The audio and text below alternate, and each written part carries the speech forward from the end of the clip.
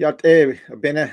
Good morning, my relatives. This is Mark Charles. It is 11:15 about here in Washington, D.C., and I wanted to jump online. I'm drinking my second cup of coffee, and I wanted to give a little bit of analysis to a statement made by Nancy Pelosi yesterday where she thanked George Floyd for sacrificing his life for justice.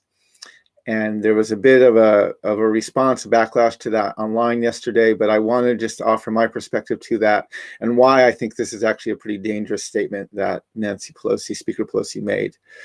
But before I begin, let me do as I always do, which is to acknowledge I'm speaking to you from Piscataway lands. I'm here in now what is known as Washington, D.C., and this land was traditionally the land of the Piscataway, and I want to honor and thank the Piscataway for being the people indigenous to these lands. I want to thank them for their stewardship of these lands, and I want to acknowledge that they are still here.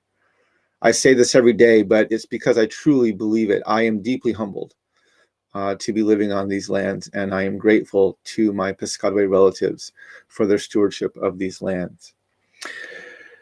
So yesterday was, right, there's so many emotions going on with all of us right now. We had the 3 guilty verdicts in the Derek Chauvin trial, finding Derek Chauvin guilty of 2nd and 3rd degree murder and manslaughter of George Floyd.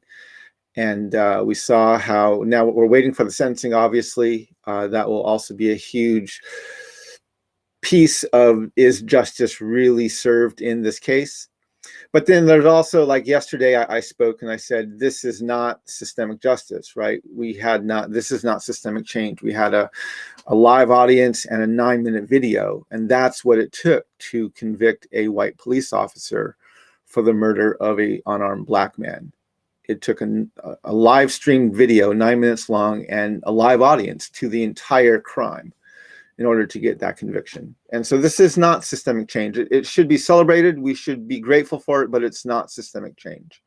And this is clearly obvious, right? Because since then, we've had another shooting in Columbus, Ohio, and then a shooting in North Carolina.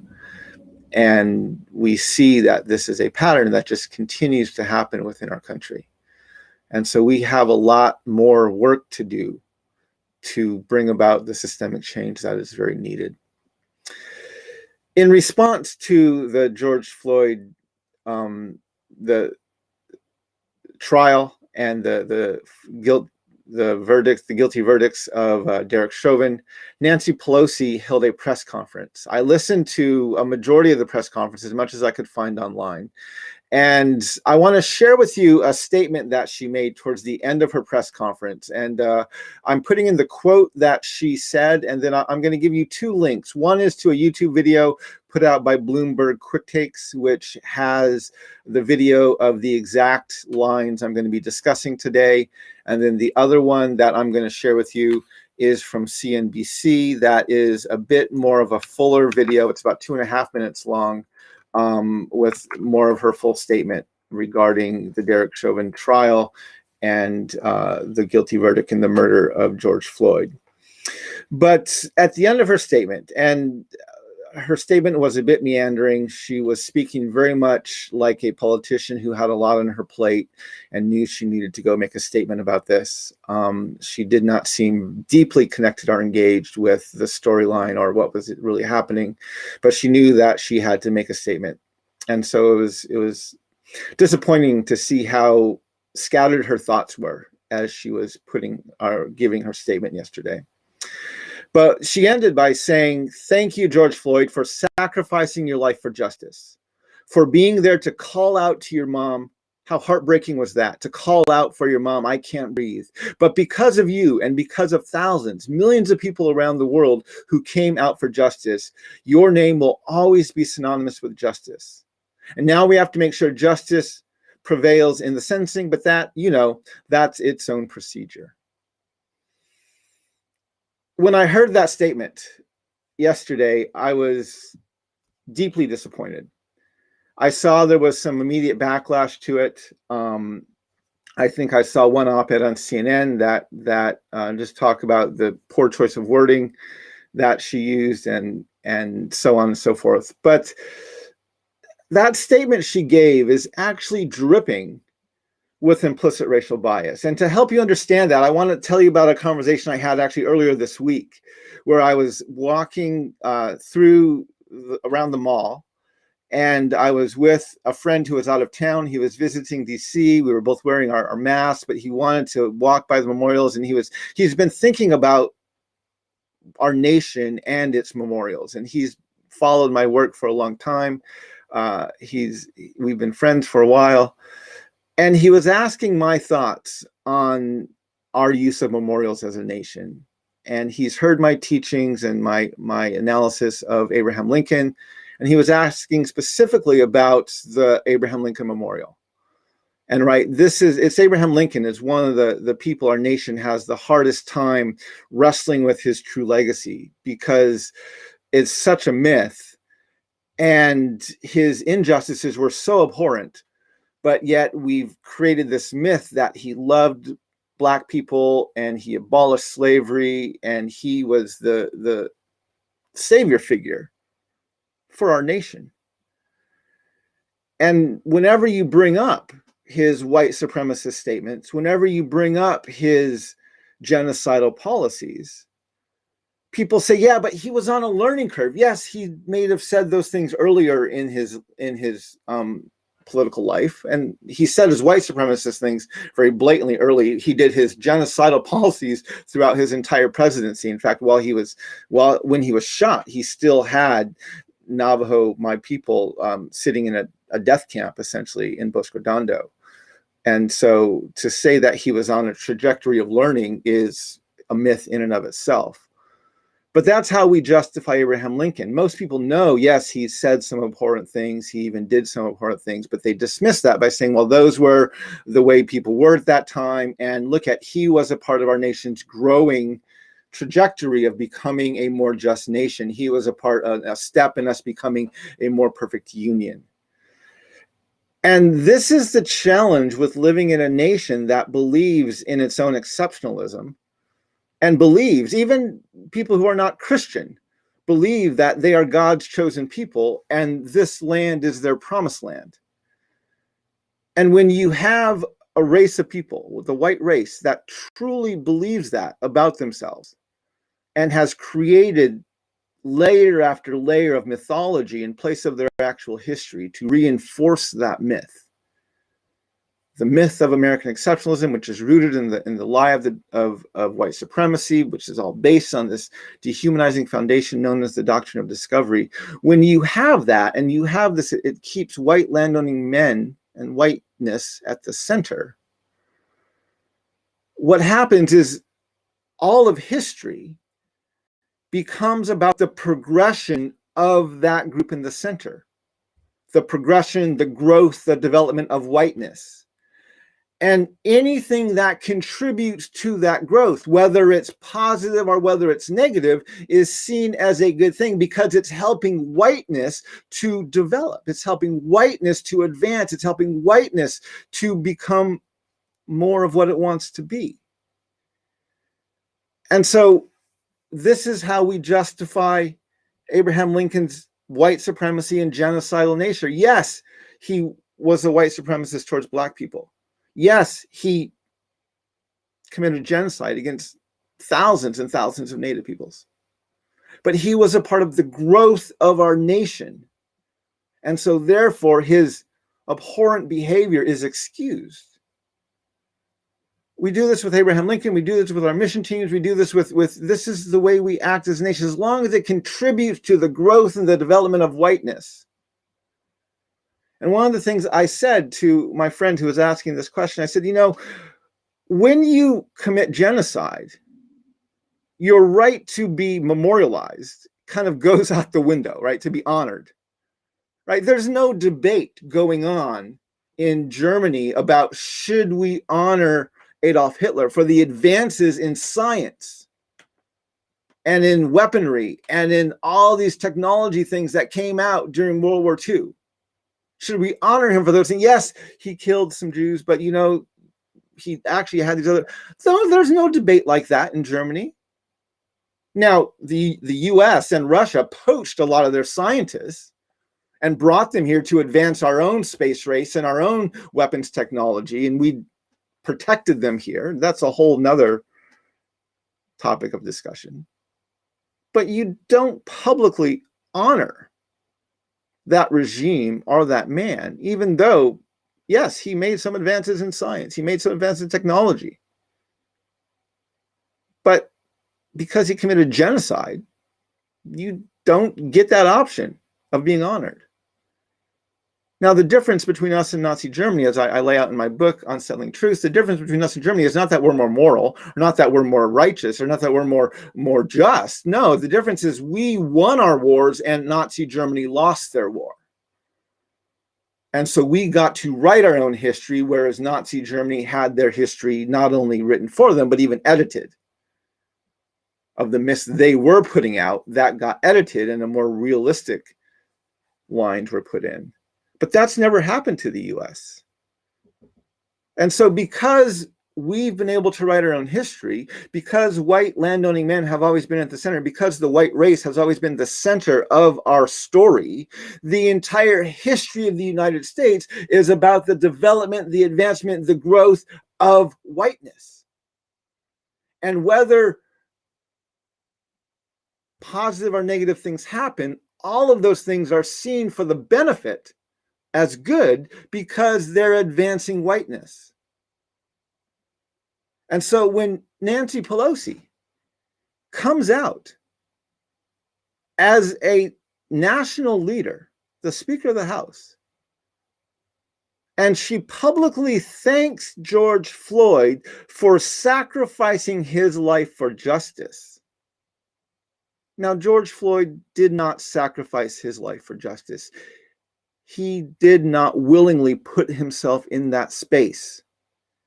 He did not willingly say, I want to do this today to advance justice in my nation. That's not what he chose. He was there because he was being oppressed by a racist and a white supremacist system. He did not have a choice in this matter.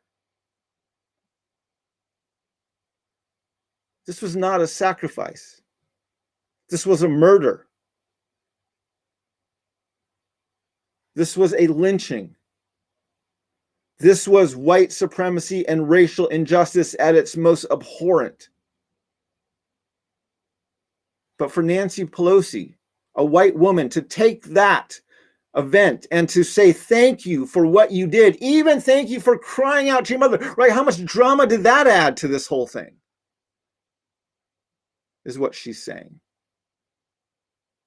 Thank you, Nancy Pelosi is saying, for helping whiteness grow, for helping whiteness understand and develop a little bit more. That's sick.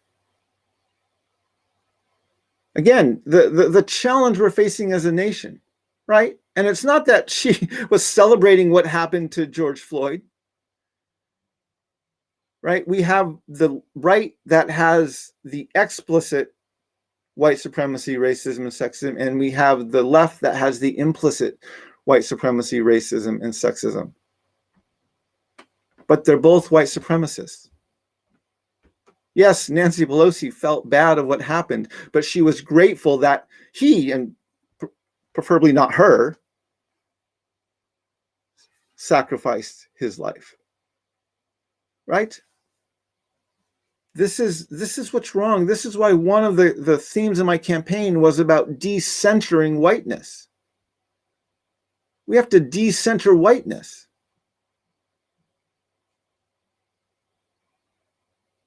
The injustice against people of color, the genocide of Native peoples, the ongoing violence against Black people and Native peoples and other minorities, LGBTQIA2S+.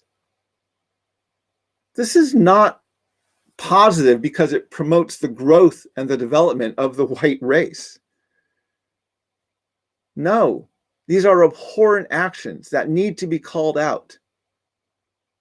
George Floyd did not sacrifice his life. He was murdered. He was lynched. And I pray that our nation will learn something from having its sin on full, its injustice on full display for the world to see. George Floyd never made a choice to be there. And we have to acknowledge that action and what our nation did to him. And so, again, this is the challenge, right? Because we expect, it's almost easier to see the explicit stuff from the right, because at least they own it. The left is doing it while trying to act sympathetic and even benevolent, but they still hold the same attitudes. This is why we need to decenter whiteness. This is why we need to create a common memory. This is why we have to teach our own history. This is why we have to peel back the mythology of our past and deal with the reality of what we've done and what we're built upon. This is why we have to stop using language like white privilege and racial reconciliation. This is why we have to stop our politicians from saying, "Make America great again," or "Restore the soul of our nation." Again, the difference between us and Nazi Germany is not that we're more just. It's not that we're better. It's not that we've understood more. No, the difference between us and Nazi Germany is they lost a war and we won a war. They had a very definite point where they had to deal with their past. And we've never had that point. And so we think everything in our past is just about the growth and the development of the white race and helping them become better. It's a sick way to look at history.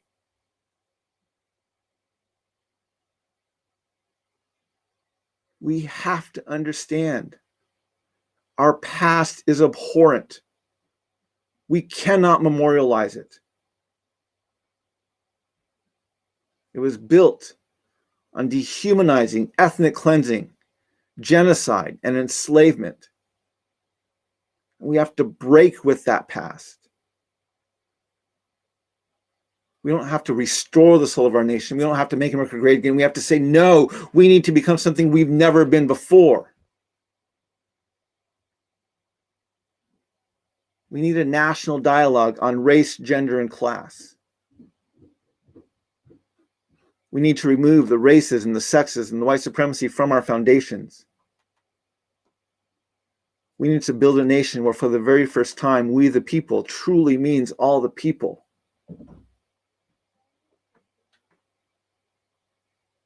And it breaks my heart that none of our political leaders are willing to take those steps and do those things. This is why we need to continue teaching this history. This is why I'm continuing to do these live streams, so we can have an honest discussion about who we are and what we're doing. This is why I wrote my book, Unsettling Truth, to get the church and the nation to understand what we've done and where we need to go from here. And this is why I need to call out the implicit racial bias of Speaker Pelosi. I don't think she said these words in malice, but because she's a part of this system, this is her bias.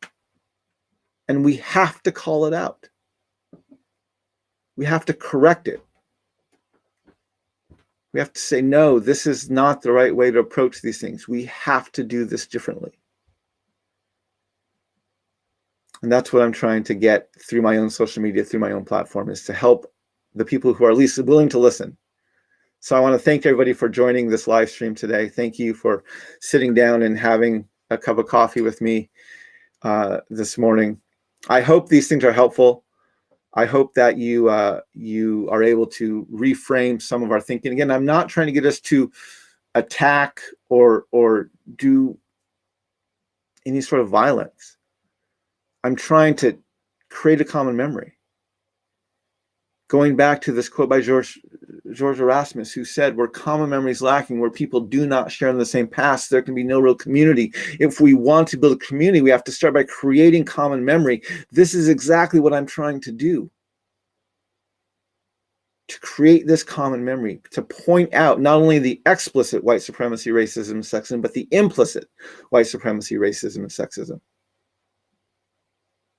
so that we can understand each other and move forward into a healthier community, which I think we can all acknowledge we desperately need in our country.